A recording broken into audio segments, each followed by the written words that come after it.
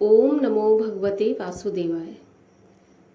राधे राधे दोस्तों आज की वीडियो में हम जानेंगे कि पितृपक्ष की एकादशी कब है, 27 या 28 सितंबर को। साथ ही साथ ये भी जानेंगे कि पूजा का मुहूर्त क्या रहेगा, एकादशी तिथि कब प्रारंभ होगी, कब समाप्त होगी, पारण का मुहूर्त क्या रहेगा। इस सब के बारे में हम इस वीडियो में जानेंगे, तो वीडियो में अंत तक बने रहिए। और यदि वीडियो अच्छा लगे तो वीडियो को लाइक करके, शेयर करके चैनल को भी सब्सक्राइब कर लीजिए। साथ ही साथ घंटी के बटन को भी दबा दीजिए, जिससे मेरे आने वाले वीडियोस के नोटिफिकेशन आपके पास सबसे पहले आ जाए।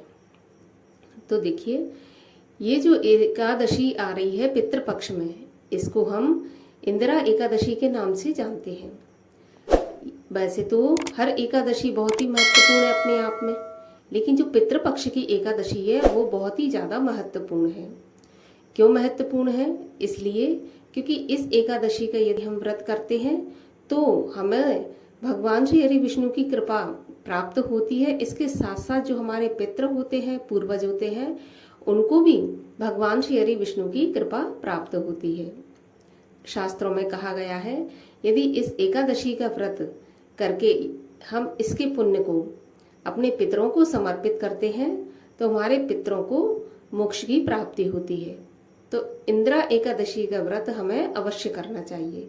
वैसे तो हमारे सनातन धर्म में कहा गया है कि हर 5 साल से लेकर और जिस उम्र तक आपकी सामर्थ्य है तब तक एकादशी का व्रत करना चाहिए, क्योंकि एकादशी के दिन अन्न नहीं खाया जाता, तो इसलिए व्रत करने के लिए अनिवार्यता बताई गई है।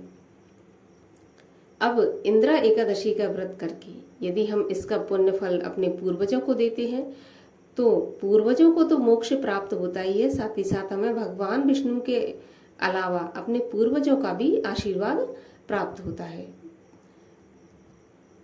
आज के दिन हमें व्रत रखने से पहले संकल्प लेना चाहिए।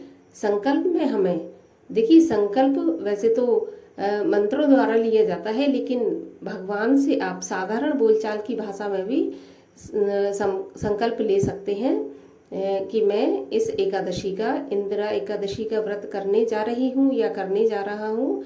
मुझे जो भी इस व्रत से पुण्य फल प्राप्त हो वो मेरे पितरों को अर्पित करें और उन्हें मोक्ष प्रदान करें।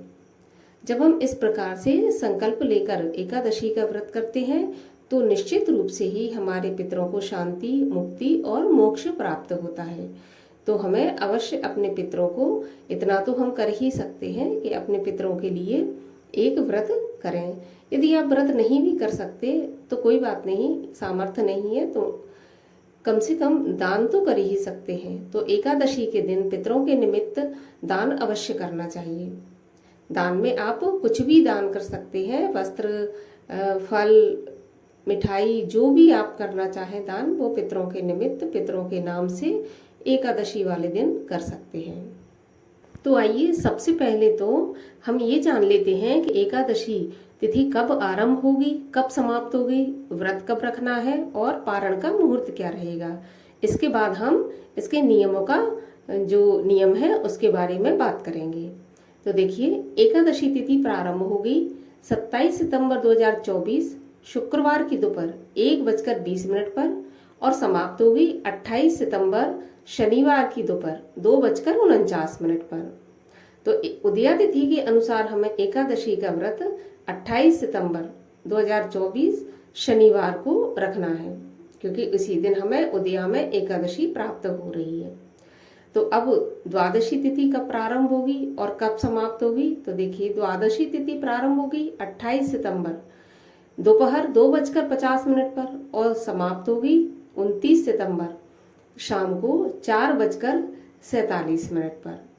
तो द्वादशी तिथि में ही हमें व्रत का पारण करना होता है। तो व्रत का पारण होगा 29 सितंबर सुबह 6:12 से 8:35 तक। देखिए, जिस प्रकार से व्रत महत्वपूर्ण होता है ना, पारण भी बहुत अधिक महत्वपूर्ण होता है। जब तक हम मुहूर्त में पारण नहीं करते, एकादशी का व्रत पूर्ण नहीं माना जाता। तो 3 दिन एकादशी का व्रत होता है। हम 27 तारीख को दशमी के नियमों का पालन करेंगे और 28 को व्रत और 29 को व्रत का पारण किया जाएगा। व्रत के नियमों में हमें दशमी के दिन से ही पूर्ण रूप से ब्रह्मचर्य का पालन करना चाहिए। सूर्यास्त के बाद हमें अन्न और नमक का सेवन नहीं करना चाहिए। इसके बाद सुबह एकादशी के दिन हमें ब्रह्म मुहूर्त में स्नान कर कर स्वच्छ होने के बाद भगवान श्री हरि विष्णु का पूजन करना चाहिए। साथ ही साथ हमें भगवान को पीले फल, पीले फूल, पीले वस्त्र वगैरह अर्पण करके साथ ही साथ तुलसी भी अवश्य अर्पित करनी चाहिए, क्योंकि तुलसी के बिना भगवान की पूजा एकादशी की पूरी नहीं होती और व्रत भी पूरा नहीं माना जाता। तो तुलसी आप अवश्य चढ़ाएं, लेकिन एकादशी वाले दिन आप तुलसी तोड़ें नहीं, पहले से तोड़ के रखें और एकादशी को भगवान के भोग में अर्पित करें। अब पूरे दिन आपको ओम नमो भगवते वासुदेवाय इस प्रकार मंत्र जाप करके व्रत रखना है। आप चाहें तो निराहार रख सकती हैं। अगर आप सामर्थ्यवान नहीं है तो आप फलाहार से व्रत रख सकती हैं। हो सके तो रात्रि जागरण करना चाहिए। अगर आप रात्रि जागरण नहीं कर सकते तो कम से कम अर्धरात्रि तक आपको अवश्य जागरण करना चाहिए भगवान का भजन करते हुए। अगले दिन द्वादशी के दिन आपको स्नान आदि से निवृत्त होने के बाद तय मुहूर्त पे आपको व्रत का पारण करना है। व्रत का पारण करने से पहले आपको किसी ब्राह्मण को घर बुलाकर या तो भोजन करा दीजिए। यदि आप भोजन नहीं करा सकते तो भोजन की कच्ची सामग्री आप ब्राह्मण देवता के लिए पहले निकाल दें, उसके बाद अपने व्रत का पारण करें शुद्ध एवं सात्विक भोजन से। यदि आप भोजन से पारण नहीं करते तो सबसे उत्तम है कि आप तुलसी पत्र से जो है एकादशी व्रत का पारण करें।